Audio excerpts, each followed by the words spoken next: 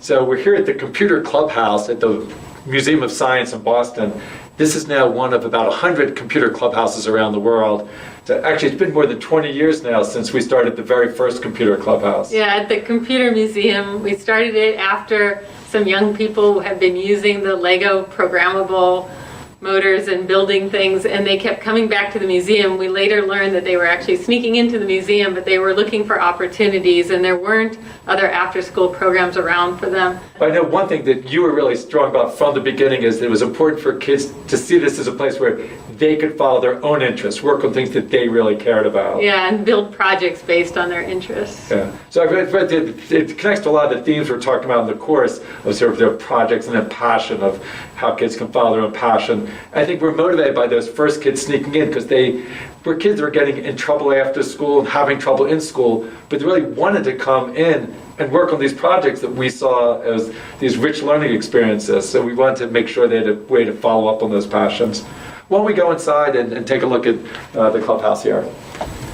So here's Jackie Gonzalez, who's the coordinator of the clubhouse. So it's great seeing you, Jackie. So actually, how long have you been the coordinator here now? Almost 2 years. Yeah. So maybe you can just show us around the clubhouse a little bit and talk about the way the clubhouse is set up. Sure. First I want to talk a little bit about the space. You'll notice there's a lot of chairs and a green table.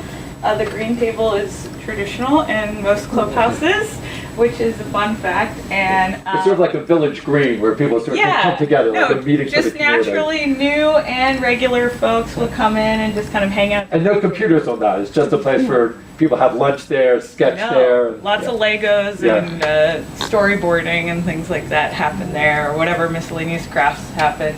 And then you'll notice there's a bunch of chairs. We call it a sea of chairs here.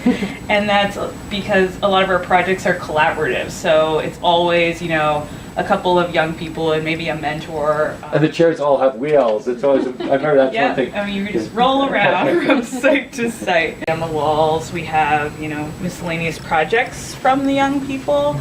The work they've done. Yeah, I think the things on the wall, to me, always felt really important because it gives someone a sense of what's possible. So when they walk in, you can just take a look and you see what type of projects there are and get inspired by what's possible. Yeah, it's definitely a point of pride and also a point of, I'm looking for something to do. Yeah. That's really cool. How is that made? And oftentimes, one of my favorite things about this wall is that, I can identify every person that's done these projects and their backstory or like what happened when they were doing that. And oftentimes it's cool when a new member is like, wow, that's a really neat project. I can say, oh, well, so-and-so did that. Meet so-and-so. And then they can kind of talk about the process. And they even often get them started on their own project. Maybe you can talk about some of the different types of projects kids work on. I know there are different parts of the room where there's certain types of projects. On this wall, you'll notice that we're not all tech-oriented. We do a lot of what we call high-tech, low-tech. And that's part because we're about creative expression, but also this is a safe space and we're about relationships. So it's fun to just hang out and do paper modeling or duct tape crafting. But also sometimes, there's some duct tape purses on the wall and a member that made them actually created a website, started selling them online. So there are other useful skills that come from these projects. Sort of the spirit of a makerspace. There are all types of making going on. Even though the idea here started long before people were talking about makerspaces. Yeah. I think the idea of just making with all sorts of media, whether it's paper or computers. And we definitely try to make it all ages too. Like our latest craze has been these light up LED dioramas. So I think this one has a functioning bulb, so it's pretty faint, but this was inspired by these toilet paper rolls that we saw that were actually done in super miniature ways.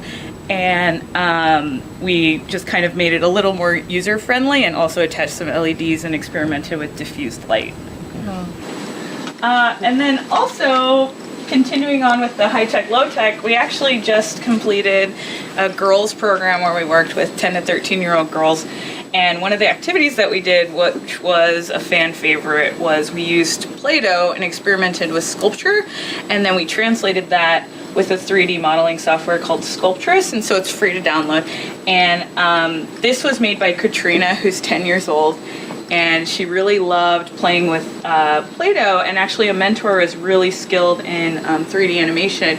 So she sat with her and kind of got her started, and she's been making Yodas and Elmos and all sorts of things. And so you can actually, Oh, wow. she was able to create these kinds of shapes, and she's been doing all sorts of things, and you can take those projects and actually 3D print them. So we actually printed a little Elmo head that she created, and some of our older members have now been creating some really intense characters. Oh, that's great. So this is kind of our maker corner. A lot of different things happen here. We have our 3D printer, our sewing machine, a heat press for t-shirt designs, and a vinyl cutter. And then over here we have like Legos and miscellaneous computer parts. And so with our vinyl cutter, a range of projects come out, like decals for water bottles or laptops and things like that, either for their friends or for a cause. And then the sewing machine, people make hats or hem things, or we have recently been experimenting with disassembling stuffed animals and then adding LEDs and rehemming them inside out. So it's kind of a weird but cool project. And then with our 3D printer, the popular thing right now is 3D printed jewelry and cookie cutters. So a lot of our members just think it's cool to be able to design something and then print it and actually use it in a kitchen or something, instead of just like, oh, here's a 3D print I made. We're really trying to think about ways of taking it further and practical uses for our 3D prints. And so we have, they can get kind of, simple shapes, or they can get pretty detailed. So this is an octopus. And so a lot of our members have been experimenting with jewelry making, things like that here. So the music studio is one of the more popular areas of the clubhouse. It's definitely the most utilized. This is definitely a great space for collaboration and relationship building. I've been coming to the clubhouse for 3 years' time, dropping beats in the studio and freeing my mind, letting go, letting it flow. My ideas, they grow, they aren't put down or squashed. Nothing here is impossible. I flourish in my community, a group of positive people saying that you can be what you want, and when you get it, you got it. You gotta go back and get them. You can't hold on to that knowledge, you gotta share it with them, because what you know in your mind, somebody taught it to you. Your success is a failure if it only belongs to you. That's what we do with the club. This is Marquise, aka Tayshawn Gray, and he came in the clubhouse yesterday and said, I need someone to do a Photoshop project, and myself and one of his friends were like, why don't you do it? And so his friend actually went and helped him to take this photo. He's a videographer, so he kind of created this wonderful shot. And then, Tayshawn, Christian, and I just sat and experimented with Photoshop. I introduced him to a couple of fancy techniques, and, he spent an hour just really excited creating this beautiful project. I feel like he wouldn't have done that without, friend support. And it's like he was invested in his music, but then it helped bridge to another area. Yeah, and it also made him realize that, if he wants to pursue this further, he doesn't have to pay for someone to do this. He can do it himself. And also he had kind of started talking about, he showed it to a couple of other members in the studio and was like, hey, if you need me to do this, that was really fun. So. Yeah, I do think that's one thing we've seen over the years, is how it's great to start with an area of interest, but you can then use that once you're comfortable there, that makes it easier to start reaching out and trying something new. Oh, yeah. from your interest. So the videographer, Christian, he actually used to just come in the studio and hang out, and he would make music videos, and he actually got really, really good at making music videos, and so we introduced him to Premiere Pro, an Adobe Suite product, and from there, now he's interested in video making, so we've actually paired him with, a few mentors that are interested in video, and he's been expanding his skills, and now he has a demo reel, and the museum actually, offered him a position to work part-time, like as a freelancer, doing video work, and so we kind of took that interest of, helping his friends and doing the music videos, and now we've applied it to, now his passion is video.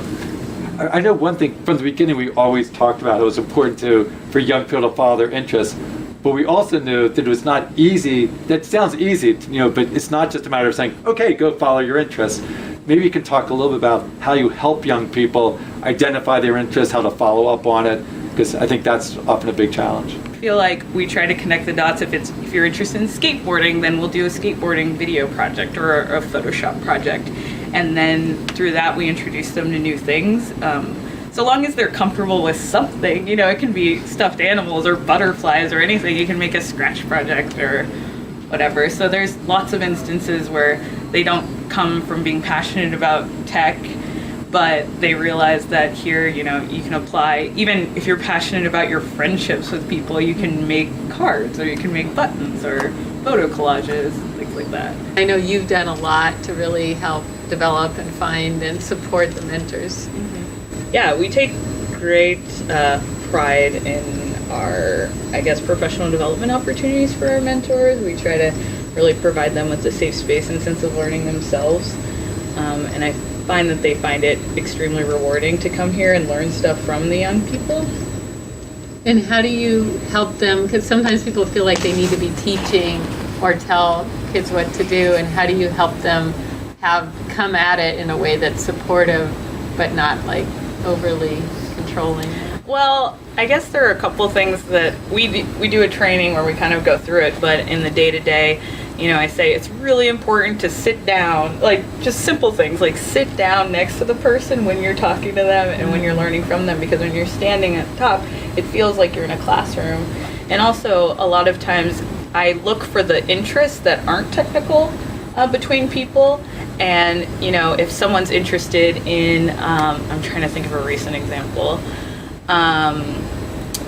So our 3D animator, for example, she's never done Scratch programming before, but she does like video games. And so we had one of our younger members, David, show her Scratch and get her a Scratch account. And so now they're friends on Scratch. And so it's kind of really cool. I mean, I said that before, for our young people to be teaching skills. And so a lot of times, with the teens, I try to, if they're looking to enhance their skills, then I go out of my way to kind of find mentors that can support that.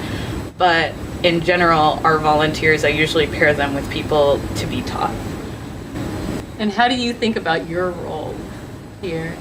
Well, I feel like on a good day, I'm kind of just chilling at the table, looking at interesting stuff or working on my own projects, because a young person will be like, I need help with Photoshop. I see a teen. We're all about peer-to-peer learning. Mm-hmm. And so I'll see a teen and say, hey, Kwa, help so-and-so with digital design. And, this is just this community of shared learning. And so that everyone kind of comes in with this expectation that they're willing to help people, or they want to help other people learn too.